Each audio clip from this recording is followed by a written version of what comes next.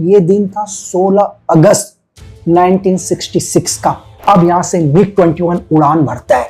जैसे ही उड़ान भरता है, इजराइल के फाइटर पायलट मिराज पहले ही इंतजार कर रहे थे और पूरा का पूरा जॉर्डन का एयर कंट्रोल ट्रैफिक को इजराइल हैक कर लेता है और मिग 21 16 अगस्त 1966 को इजराइल की धरती पर उतरता है।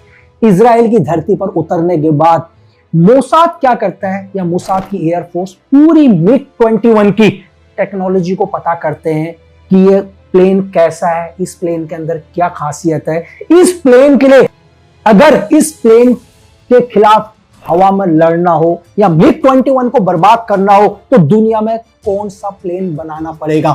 मोसाद ये पूरी की पूरी टेक्नोलॉजी लेते ही है। इसके बाद उस प्लेन को अमेरिका को हैंड ओवर कर दिया जाता है और अमेरिका उस पूरी प्लेन की टेक्नोलॉजी लेते हैं। तो ये वो ऑपरेशन था जब पहली बार फेल हुआ, तब भी मोसाद नहीं रुका। मोसाद ने बोला कि मुझे मिग 21 इजराइल की धरती में चाहिए। अपना एजेंट को 1962 में फांसी में लगने के बाद भी मोसाद को पता था कि रशिया के केजीबी एक्टिव हो चुका है, अब हम इस प्लेन को नहीं ला पाएंगे। लेकिन मोसाद के एजेंटों को भरोसा था कि हम अपने देश के लिए किसी भी हद तक जा सकते हैं, कितनी भी कुर्बानियां दे सकते हैं। अगर हमें मिग 21 इजराइल की धरती में चाहिए किसी भी कीमत पर, तो हम मिग 21 लेकर आएंगे। और मिग 21 इजराइल की धरती पर उतरा।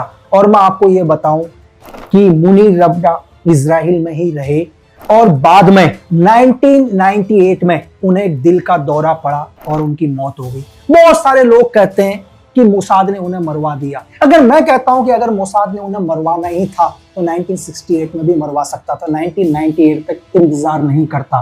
तो इजराइल एक ही चीज कहता है कि मैं अपनी देश की सुरक्षा के लिए किसी भी हद तक जाऊंगा, जहां तक दुनिया सोच नहीं सकती मैं वहां तक जाऊंगा, लेकिन अपने देश की सीमाओं की रक्षा करने के लिए वो हर चीज करूंगा जो एक सीक्रेट एजेंट को करना चाहिए, क्योंकि दुनिया के अंदर देश प्रेम से बड़ा कोई धर्म नहीं।